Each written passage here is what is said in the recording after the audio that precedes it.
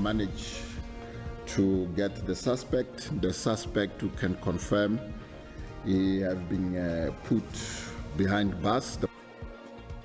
Umkomishina lwamapolisa kwiphondo iGauteng uNjengele Thomi Mthombeni uthi unqakulwe wadidinjelwa eziseleni umrhanelo ekutyholwa ukuba udlwenguleze wabulala intombazana eminyaka emithandathu asemahle Samane Soweto.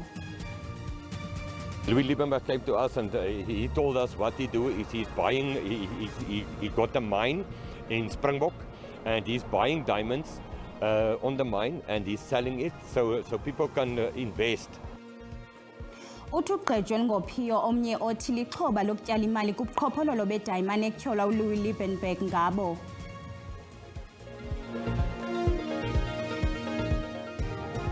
Botani mzikantu siziphekile sazibonda ngoku lilixa lokuba sizophule singaphosanga maseko masinirhabulise kwibhekile yasemini nje. Umkomishina lwamapolisa kwiphondo iGauteng uNjengele Thomi Mthombeni uthi unqakulwe wadidinjelwa eziseleni umrhanelo ekutyholwa ukuba udlwenguleze wabulala intombazana eselula ngeminyaka asemahle Samane oneminyaka emithandathu budala Orlando Soweto. uNjengele Mthombeni ubulele kuluntu lwaseSoweto ngoncedo lwalo kunye nomonde lwalo. Le ntwazana yadlwengulwa yabulawa kutyholwa ngelithi yindoda eyazanayo nosapho lwakhe ngomvulo. Awakangalale buhlaya amapolisa aseGauteng ngemkhangela naphantsi kwezicithi umrhanelo ekutyholwa ukuba udlwenguleze wabulala le ntwazana wasemahle.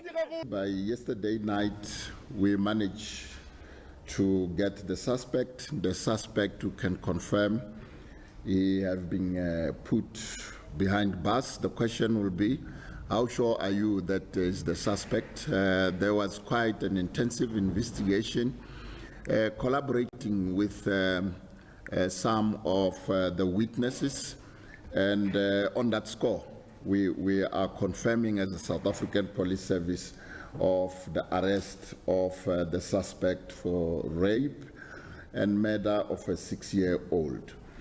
Ethetha ngamaqela emigewu ekubonakala etshatshele kweliphondo uNjengele Mthombeni uthe beyingale yomthetho ngeke bavumele onqevu badakase bexhaphaza bencithekisa uluntu. We have, of course, launched some operations with the national head office, and of course we as a province and the other law enforcement agency, we know for the fact the anti-gang, it's something which is a challenge within this province, and more so when you cite the likes of Westbury, Sofa Town, Elrod Park, here where we are, you know, you are Langlachte, the Rivari Recher Park, to a certain extent you are Orlando Noorgesig, then Mhlakeni into Komsres. We have for this period arrested a total of 1,587, of which 65 is murders, 87 is attempted murder, 214 possession of unlicensed firearms and ammunition, and 1,221 dealing and possession of drugs. uNjengele Mthombeni ukhuthaze uluntu ukuba luncedisane namapolisa ngokulinika ulwazi ngeziganeko zolwaphulo-mthetho ezicetywayo kunye nezaphula imithetho ezikhoyo esele ziwophula umthetho. Utsho isithi ngalo ntsebenziswano lungatshayelwa ulwaphulo-mthetho kwimpilo yoluntu eGauteng.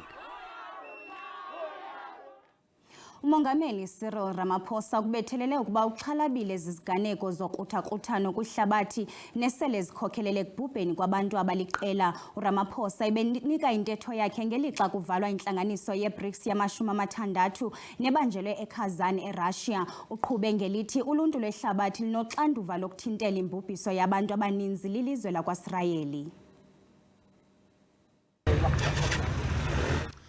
uMzantsi Afrika uxhalabile luhlaselo lomkhosi wakwaSirayeli ngakubantu baseGaza nolubiza ngembubhiso yesininzi. South Africa is concerned about the military action by the state of Israel against the people of Gaza, which we have characterized as genocide, is deeply concerning. Uthi kodwa uMzantsi Afrika zange usongezandla walithathela amanyathelo omthetho ilizwe lakwaSirayeli. This genocide led South Africa to approach the International Court of Justice with a view to stopping the killing of innocent women and children in Gaza. We do believe that the world cannot just sit by and watch the slaughter of innocent people continuing. Uthi lungalibalekanga bethu nalo udushe lwaseSudan olungene kunyaka wesibini lukhuba uthi ludinga ungenelelo. On our own continent, Africa, Sudan enters its second year of horrific conflict and devastation. This is another conflict that the world seems to have forgotten about. Umongameli welizwe uthi kudingeka isombululo sexesha elide kuzo zonke ezizixholo-xholo ziqhubayo kumazwe ehlabathi kuquka udushe phakathi kweRussia neUkraine.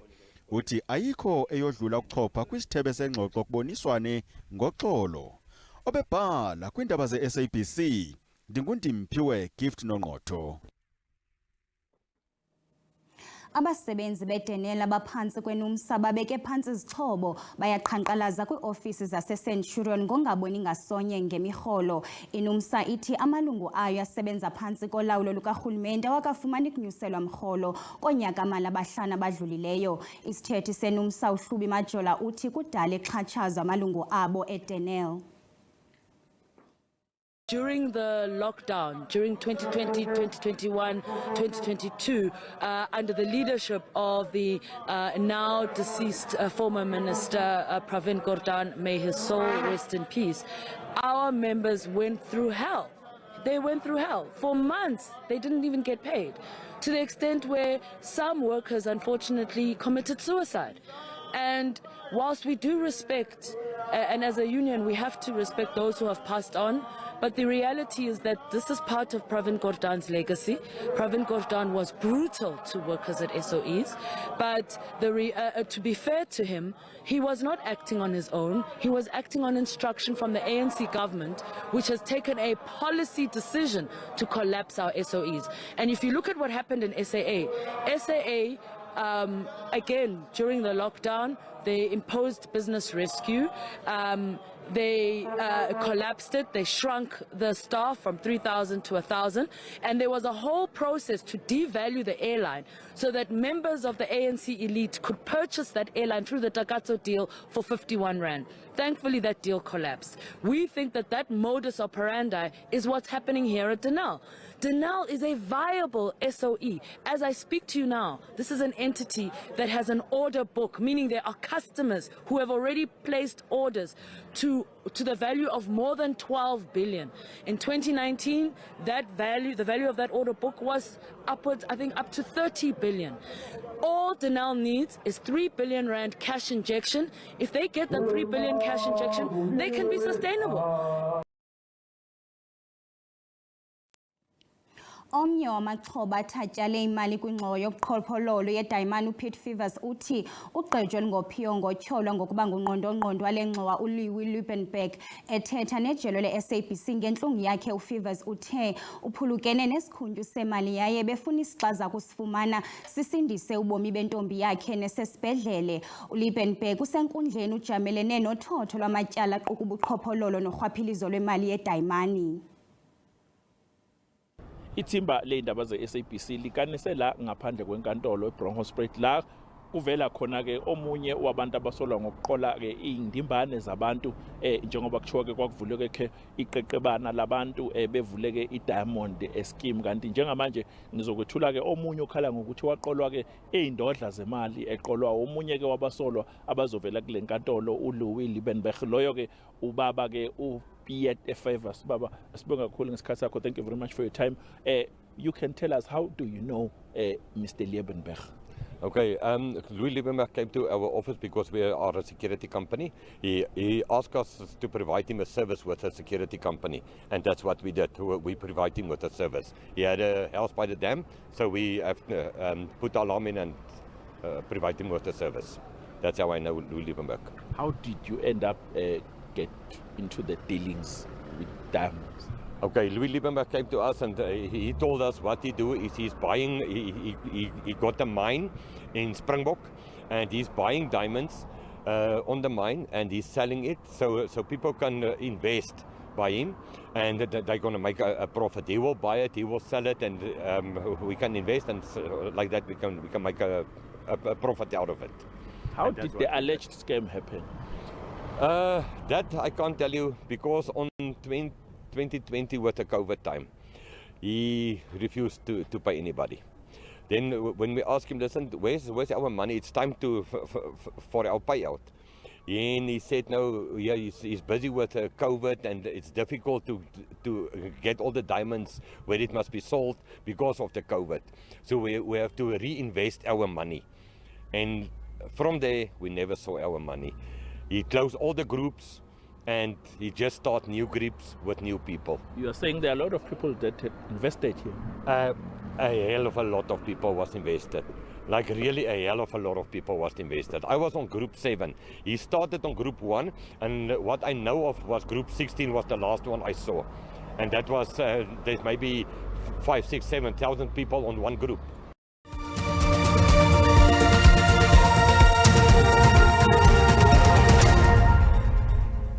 Sinamkele kwakhona sihlabele mgama amagosa amabini aphezulu angabalawuli jikelele esebe lamahlathi ezokuloba nokusingqongileyo ugqirha Liselo Mzifikizolo nochuma Phamoli ahamba inkqubo yoluleko kulandela izityholo zolawulo lugwenxa lezezimali urhwaphilizo nokuqesha ngokuzalana. Ezi zityholo zingqonge inqanawa i-SABC ehamba phakathi kweziqithi Marion neGo kunye ne-Antarctica. Luhambo lophando lwesayensi lwaminyaka le lwe-SABC ukusukela ngo-1948 kodwa oodiza amahlebo bathi seyiluhambo kutshanje oluthwembende zizikhalazo kukho izityholo zamagosa aleqana ngeemela ukushokoxeka kokutya oogqirha abashushayo ze batshise kuba beshiya iitoti zevix kwiihitha ezishushu. Bathi oku kungenxa yokuba balawuli abazihoyi iziphumo zoogqirha bengqondo kuba befuna ukufaka izizalwana nezihlobo naphantsi kwaziphi na imeko. Ndizowitnessa icase nepotism and corruption eqhubeke apha Department of Forestry and Fisheries and Environment, so ndize apha ke uzoba yiwitness. Umpheki upasiswe njengechef ebhatalwa umvuzo wechef, kodwa betyholwa ngokuba uzalana nomnye wamagosa. Kutyholwa ngokuba umpheki akakwazanga kufaka iingxelo ezineenkcukacha eziye zincedise ukwazi iimfuno zokutya kwiqela elilandelayo kuyesiqithini, zeke aphathiswa ngendlala amagosa. Izityholo ukuqesha abantu ozalana nabo. Kukho isivumelwano sentsebenziswano phakathi koorhulumente oweli nelizwe laseGermany. Isisivumelwano sokuba kuncediswane xa belapho esiqithini. Kuthe ke xa igqiza lophando laseGermany lakuphelelwa i-oil lazokucela eMzantsi Afrika owawunayo ngokwaneleyo. Isivumelwano esasityikitywe kutyholwa ngokuba sithi xa uboleke i-oil buyisa kwa i-oil. Kunjalo isithethi sesebe uPeter Mbelengwa akaphendulanga kwizityholo esithi inkqubo yoluleko yeyangaphakathi neziphumo zayo kwanjalo abazukuzithi paha. Thandiswa Mawu weendaba ze-SABC eKapa. Uyalunyukiswa mbukele linqaku linganobuzaza kwabantliziyo zibuthathaka nakubantwana ukubulawa ngongenalusini kwentwazana neminyaka eli-11 kwilali yaseModuthung kufuphi naseTaung ngemntla-ntshona kushiye usapho nabahlali bedandathekile. Umzimba otshisiweyo kaRethabile Jackson ufunyenwe emngxunyeni emva kokuduka iintsuku ezimbalwa. Isigigaba sesiganeko esixhome amaxhala kuMbhono Mxesibe nesiveza ubungozi obungenalusini obungagagana nayina uphina umntwana kweli.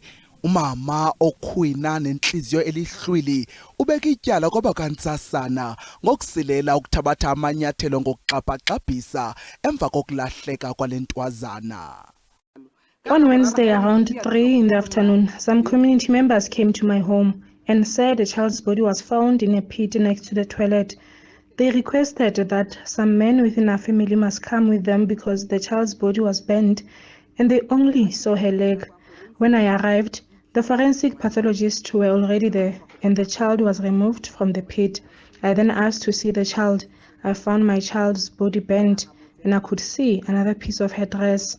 Her legs were wide open. Kodwa ke amapolisa awalamkelanga kwaphela elityala besithi benze unakonako emva kokubikwa kokuduka kukaRethabile Jackson. It must be noted that the matter itself was reported 3 days after the child went missing. However, we did what we were supposed to do as the police. Kananjalo abahlali bazityande igila ngelithi baxhalabile ilenyewe nanjengoko abantwana bephila ngoloyiko mihla le kambe ke abanye bayala nokuya esikolweni. Lo gama usodolophu waseGreater Taung uthembisa ngokuqinisekisa ukuba usapho lwexhoba luza kuncediswa ngeenkonzo zokuthi xibilili inxwaleko ngokwasemphefumlweni. We have already extended the invitation to the Social Development Department in Taung Service Point to arrange to see to it that the family members are going to be given a trauma counseling, as you know that they've been traumatized by the death of their loved one.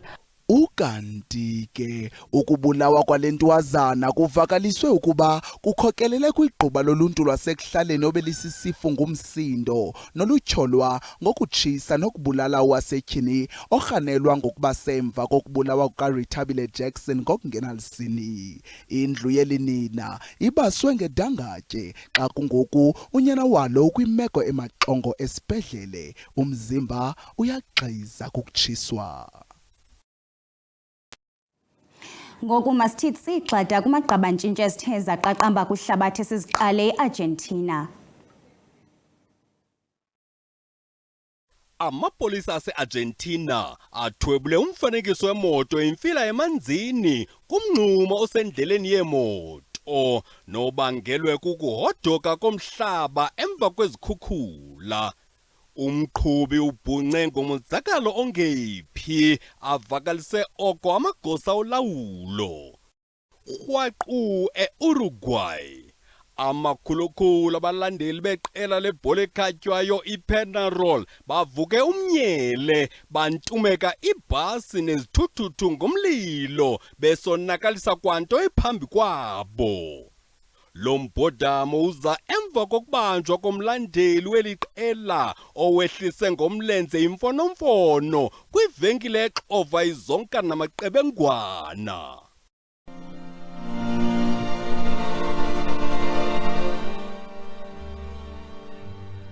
Qakatha elele eSweden wakhiwe irobot elidlala izixhobo zocuthuma zangwa lomculo ngokungomba amagubu kunye neegitala.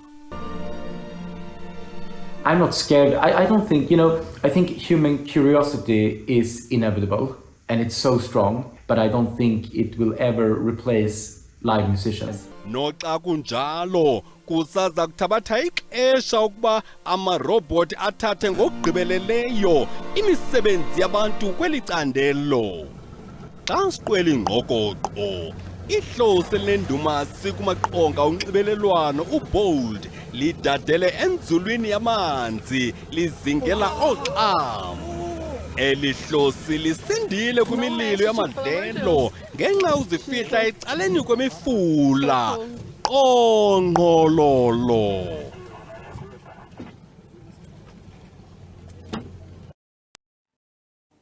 Iyakhula ingxokolo kumaqongo onxibelelwano kwisigqibo sokuqhawula umtshato phakathi kukaSiya Kolisi noRachel. Abantu bathumele izimvo zabo kukhasi lethu leWhatsApp. Mina ngithi uSiya Kolisi mdala uma yena ethatha isinqumo sokufaka isihlukaniso phakathi kwakhe nonkosikazi wakhe akadedelwe enze akubonayo. Zabhlungu zona indaba zokubantu uSiya Kolisi ehlukana nomfazi wakhe emsasasa ngoba bebengumzekelo omkhulu ebantwini abaningi. Ke kodwa masithembe into yokubana bazabahoya kakuhle abantwana babo. Into embi yona le ayiqhelekanga ukuzothi ngoku na i-8 years yonke abantu bethathile bazohlukana. Ngokuna enye into bazohlukumeza abantwana, bazohlukumeza abantwana nje bazokhula apha abantwana besazi ba utata nomama kuhlukene. Kodwa ke impilo. Mandincome le ndawo yoba bevumelene kwicala lokukhulisa abantwana bebambisene. Umshado vele into esiyibona inintsi apha eSouth Africa into ye-divorces kodwa ke ayonto endiyikhuthazayo. Kodwa ke xa bethathe isigqibo soba mabohlukana akho mntu unomanga phambi kwabo kodwa kuyo yonke loo nto leyo ingasike abantu. Ungaphoswa zindaba ngeSwati ngecala emva kweyesihlanu siyabuya nathi ngentsimbi yesixhenxe ngokuhlwa kamnandi into zakuthi.